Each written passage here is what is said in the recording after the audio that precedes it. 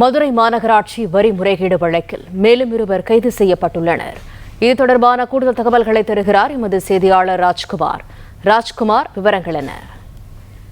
மதுரை மாநகராட்சி சொத்து வரி முறைகேட்டில் இதுவரை 17 பேர் கைது செய்யப்பட்டிருக்கக்கூடிய நிலையில மேலும் 2 நேற்று கைது செய்யப்பட்டிருப்பது பரபரப்பை ஏற்படுத்தியிருக்கிறது. மதுரை மாநகராட்சியில் 150 கோடி ரூபாய் வரை வரி முறைகேடு தொடர்பாக மதுரை மாநகராட்சி மேயர் இந்திராணியின் கணவர் பொன்வசந்த் சென்னையில் வைத்து மத்திய குற்றப்பிரிவு காவல்துறையினால் கைது செய்யப்பட்டு அவர் சிறையில் அடைக்கப்பட்டிருக்கிறார். முன்னதாக சொத்து வரி விதிப்பு குழு தலைவர் விஜயலட்சுமியின் கணவர் கண்ணன், ஓய்வு பெற்ற உதவி ஆணையர் ரங்கராஜன் உள்ளிட்ட 17 பேர் கைது செய்யப்பட்டனர்.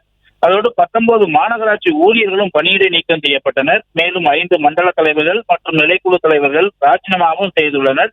இந்த சொத்து வரி முறைகேட்டை விசாரணை செய்வதற்காக சென்னை உயர்நீதிமன்ற மதுரை கிளை உத்தரவின் பேரில் டிஐஜி அபினவ்குமார் தலைமையில சிறப்பு அந்த விசாரணை குழு அமைக்கப்பட்டு தொடர்ந்து அவர்களும் விசாரணை நடத்தி வருகிறார்கள். இந்த நிலையில்தான் அதிகாரிகள் பாஸ்வேர்டுகளை முறைகேடாக பயன்படுத்தி வரி முறைகேடு செய்த வழக்கில் பாதைக்குளம் பகுதியைச் சேர்ந்த பாதுஷா மற்றும் கோவில் பாப்பாக்குடி பகுதியைச் சேர்ந்த கார்த்திக் ஆகிய 2 மத்திய குற்றப்பிரிவு காவல்துறையினர் நேற்று கைது செய்திருக்கிறார்கள்.